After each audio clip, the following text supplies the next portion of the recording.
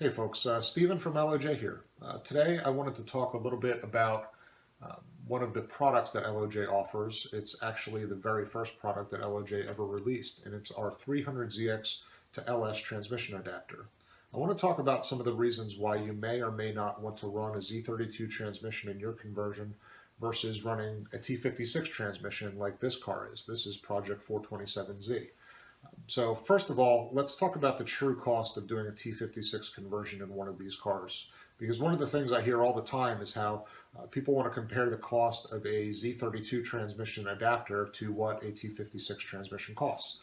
And while yes, the Z32 trans adapter kit is a $900 investment, for that $900, you don't just get the transmission adapter, but you also get a billet aluminum flywheel.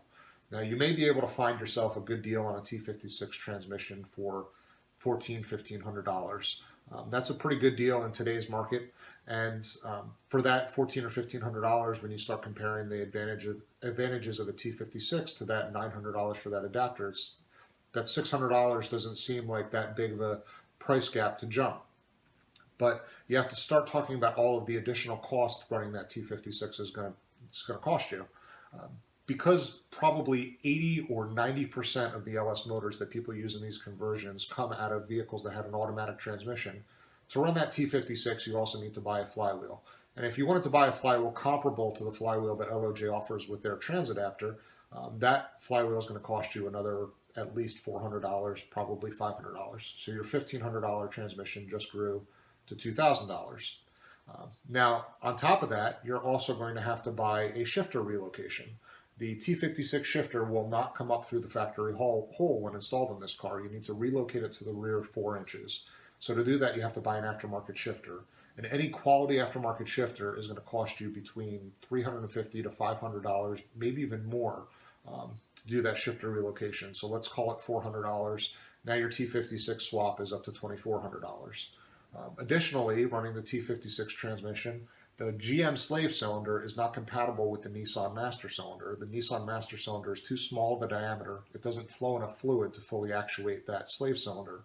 So now you need to install an aftermarket master cylinder, new hydraulic plumbing, and an adapter to install that master cylinder into the car. Let's say that's another $200 worth of parts. So now your $2,400 is now $2,600. And chances are also wherever you got your motor from, it didn't come with a starter. So now add another $100 for a starter. So you can see how the price balloons pretty quickly for running a T56 transmission beyond what just the transmission costs. Now, when you elect to run the Z32 transmission, your starter that came in the car, you'll retain because our flywheel is designed to retain that starter, and the Z32 starter bolts to the side of the transmission, not to the engine. So it makes it very easy to retain in this swap. Your factory clutch hydraulics will work, obviously, with the slave cylinder that came in the car. If your install happens to have, if your car that you're installing into happens to have an aftermarket high torque capacity clutch already, you can reuse that clutch with our flywheel. And on top of that, yes, you will need a shifter relocation bracket to use the Z32 trans with our kit as well, because the LOJ kit relocates the trans to the rear 3 inches. That relocation bracket is $185. It's included with the kit, and you can reuse any short shifter that you currently have in your car. And on top of that, one thing I also forgot to mention with the T56 is the speedometer. The speed sensor output on a T56 transmission, I believe, is 40 pulses per revolution of the drive shaft. On a Z32 transmission, it's 4 pulses per rev.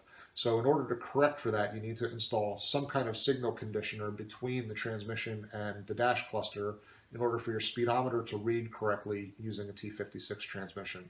So the cost of running a T56 is a lot more than just what a T56 costs, and that's the point I'm trying to make. Now, I'm standing below a car that LOJ is building that has a T56 in it. So please don't interpret what I just said as LOJ being against using a T56 transmission. There are certain situations where it makes perfect sense or it's required. This particular car, this is Project 427Z. It's got a 7-liter motor in it that's going to make well over 700 crank horsepower. You're really pushing the limits of a Z32 transmission at that power level. While they can take it for a car that's going to be a long-term, this is a car that this client wants built and wants it to last years and not have to mess with replacing damaged transmissions or anything of that nature. A T56, or in this case a T56 Magnum, is going to last a long time under that power level. Additionally, this car is a cruiser. The client wants to be able to drive this car from his home in Georgia up to the tail of the Dragon in Tennessee. And that kind of highway drive, you want the really tall overdrive that a T56 will offer you to bring those cruising RPMs down. I mean, this car with this transmission should return mid to high 20 miles per gallon on the highway cruising, just like a Corvette would when you're on the highway cruising. So in this particular situation, a T56 makes sense. But it is my opinion that for 90% of our clients, it just makes more sense to keep the transmission that's already in your car. And maybe later when you upgrade the car to make more power, then think about switching over to a T56 transmission. But to save yourself some money up front, run the trans that you've got. So thanks, guys. I hope you appreciate that bit of information that I shared with you. I hope it helps understand where the cost savings come in by retaining your 300ZX transmission, and also helps you understand the true cost of running a T56 and situations where running a T56 makes more sense.